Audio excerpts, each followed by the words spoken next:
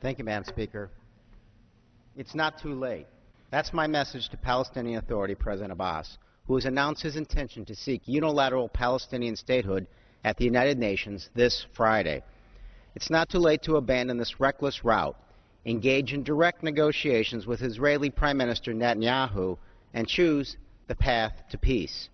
There is only one road to a peace agreement, and that is through direct talks between the Israelis and Palestinians. This course forward is clearly outlined in the Oslo Peace Agreement, which states the Israeli-Palestinian conflict must be resolved through direct two-party negotiations. Anything outside of these direct talks, particularly this Palestinian appeal for UN recognition, is a dangerous digression from the known way forward. In addition to veering from the track toward two states, a status upgrade at this time would allow the Palestinians to pursue cases against Israel in international institutions such as the International Criminal Court. Such institutions could even be used to request advisory rulings on final status issues, further circumventing two-party negotiations. The U.S. has also made significant investments in bolstering Palestinian security and economic prosperity, all in an effort to enable the Palestinians to make the difficult concessions necessary to move toward peace. This appeal to the UN and rejection of direct two-party talks directly undermines considerable American efforts and investments in a peace deal. Abbas and the Palestinians need to come back to the negotiating table, and it is the U.S. that needs to lead them back and spearhead negotiations.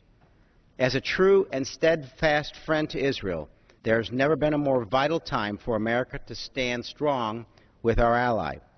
With the excitement and hope of the Arab Spring has also come a great deal of uncertainty. Uncertainty about the strength of the relationship between Israel and Turkey. Uncertainty about the willingness of the Egypt to be true to their promises under the benchmark 1979 peace treaty. Uncertainty about the security of the Sinai. Uncertainty surrounding the speed with which Iran marches toward a nuclear bomb. And uncertainty about the number of rockets being stockpiled by Hezbollah and Hamas aimed at the homes of Israeli citizens.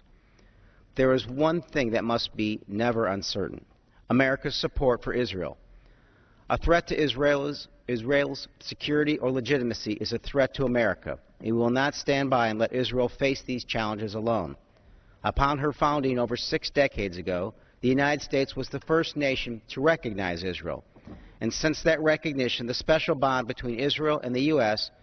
has only grown stronger on the bedrock of the mutual principles of freedom, justice, and peace. Now is the time to stand with our old friend and lead the way to peace.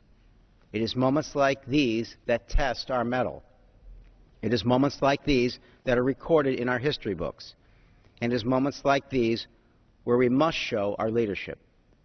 America must do everything in its power to end this perilous Palestinian bid for unilateral statehood and get direct negotiations between the two parties back on track.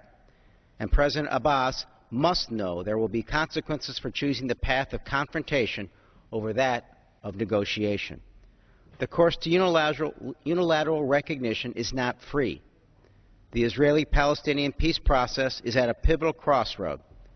The Palestinians can choose to pursue the dead-end track toward UN recognition, or they can adjust their course in their wrong-headed UN bid and sit down at the negotiating table with Israel. The choice is theirs. It's not too late to choose the path toward peace. Thank you, and I yield back. The chair recognizes